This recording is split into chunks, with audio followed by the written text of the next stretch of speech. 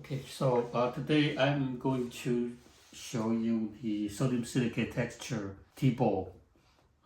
I roughly throw that cylinder that is a little bit thicker, a little bit over a quarter of an inch, and then I'm going to brush the sodium silicate over. But before I do that, I would put some horizontal lines on the surface before I brush the sodium silicate.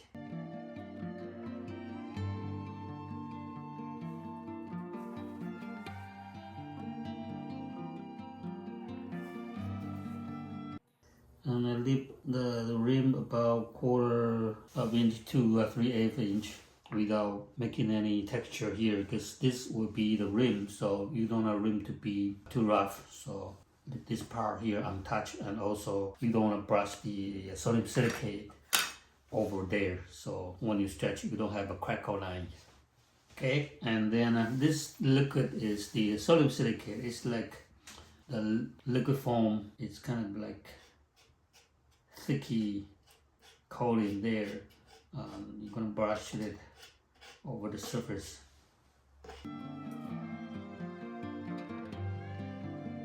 Sodium silicate is also called water glass.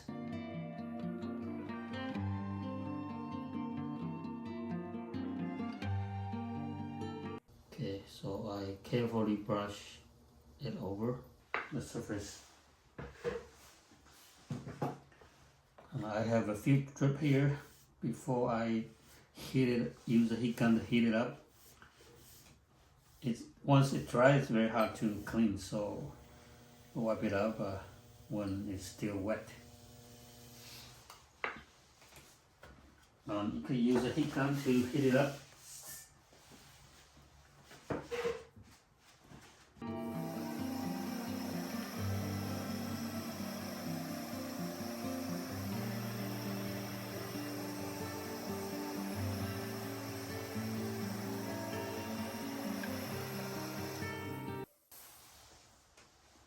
So my heat gun is very powerful. You can take it up to 500 degrees Fahrenheit. So you don't want to overdry it. So it takes me about less than a minute to dry the surface. You can use also the hair dryer to do that too. Okay, I'm going to use the sponge to try to lubricate it on the inside and slightly push out, stretch the wall, and make sure when you're stretching it, the inside has to be slippery. So slightly use the sponge to push out the wall.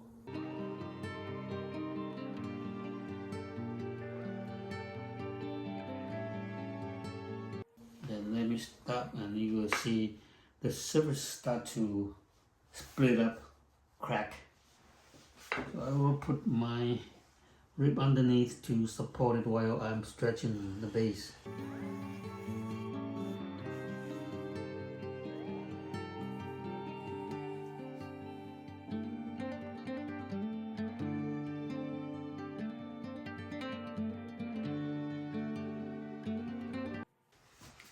Actually, if you have a good rib, you can use the rib to stretch it.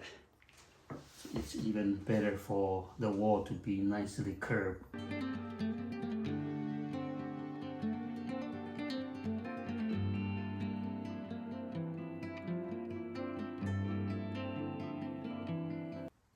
This is also one of my rib.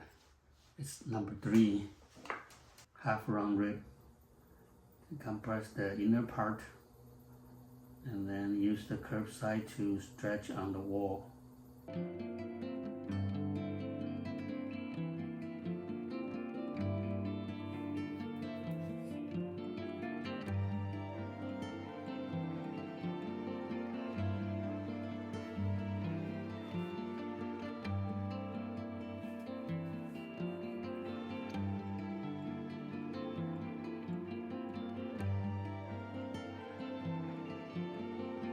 Try to find all the curve you could use for the better shape than your fingertips. Fingertip can also do the job too, but this part here is more, you have more curve than just very sharp fingertip. Let me push out the button forward a little bit, push it out so the shape looks better here on the button.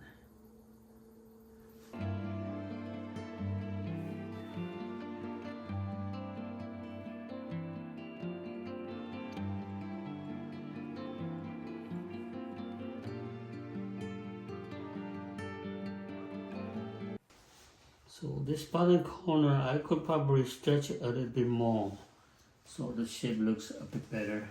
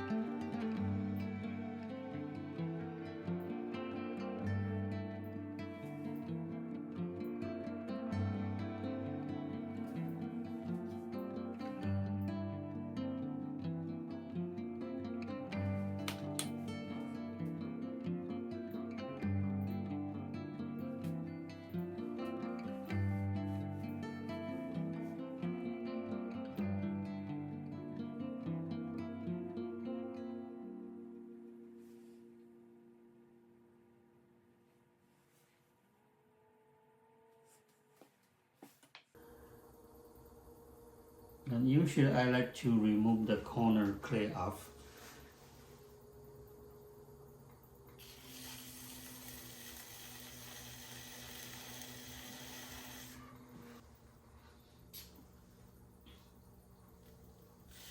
You probably see me using the wooden knife, do that a lot.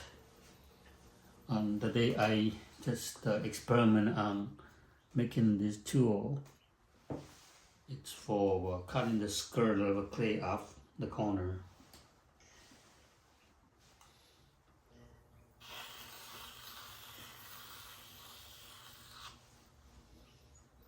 Scrape it up.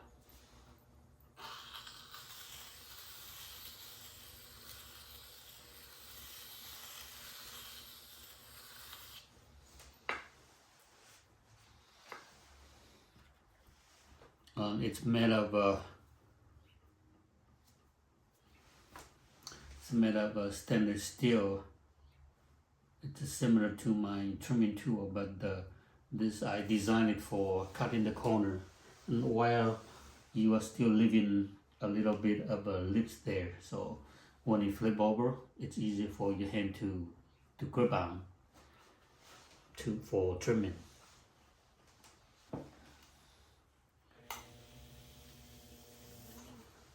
Yeah, I'm just testing this tool. Okay, it might be new tool, I don't know. So that's the sodium silicate texture Teabowl, and I will show you the trimming part later.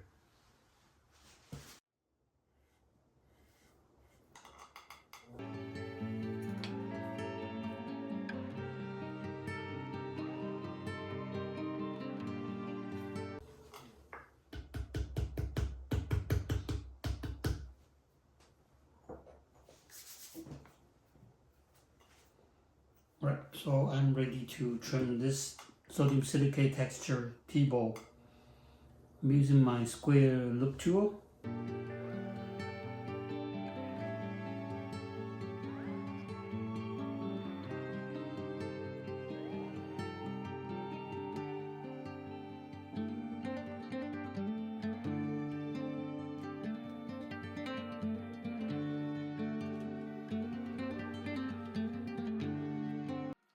And as you can see, usually when I'm using the tool, I always like to use my left thumb to brace it. So when you trim, you don't have a lot of vibration, which will cause the unwanted chattering. So make sure that you hold it closer to your trimming head and use your other hand to brace it.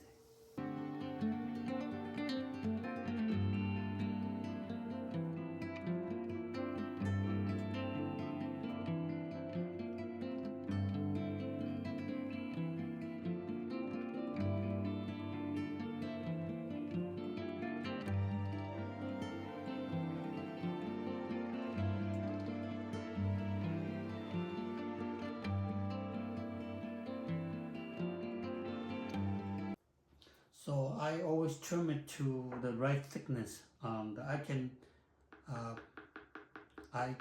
know when to stop when I hear the sound. If you are not sure, I have a measuring tool. You can measure it. Usually the pitch of the sound is higher, meaning the clay the wall it's thin.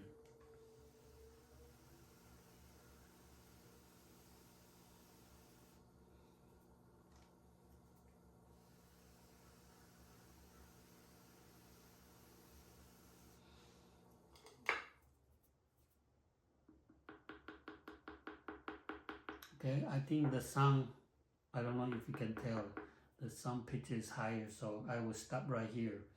And then I will try to compare the inside corner and outside corner. I can see that the outside corner is a lot higher, so meaning I could remove more clay from the side here.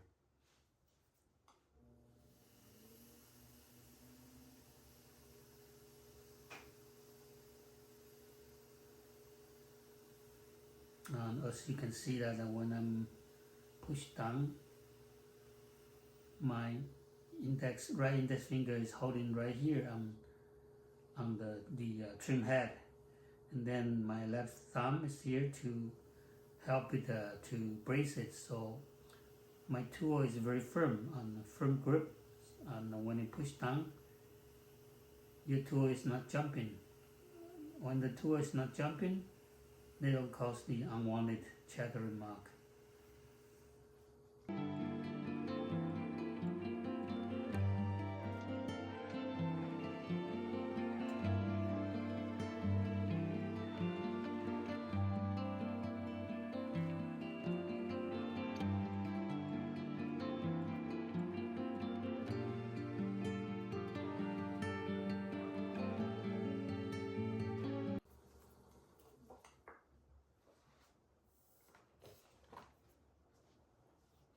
Okay, so done with the looping tool to trim most of them.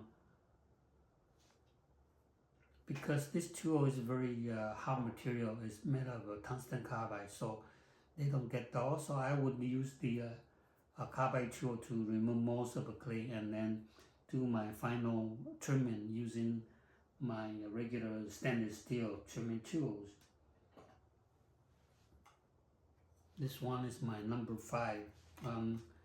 Just to use the tool to burnish, kind of a burnish and a trimming. When you're using stainless steel tool, the surface actually is a little bit smoother than using the carbide tool.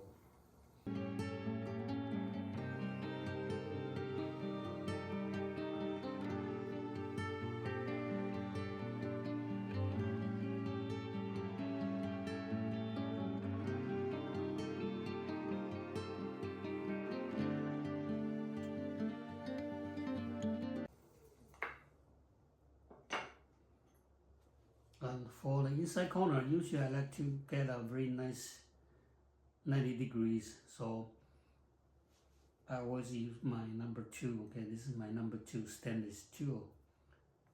This is 420. Okay, 420 stainless.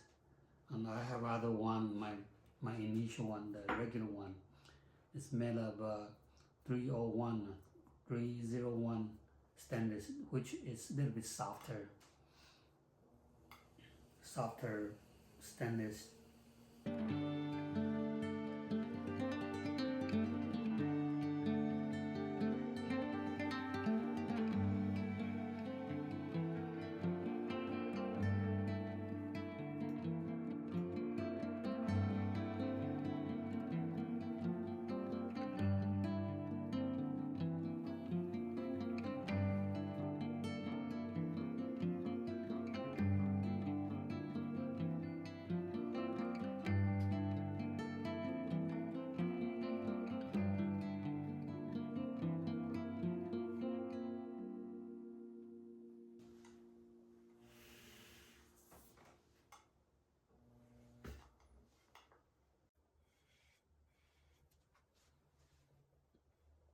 Okay, so that is the finished sodium silicate texture Teabowl.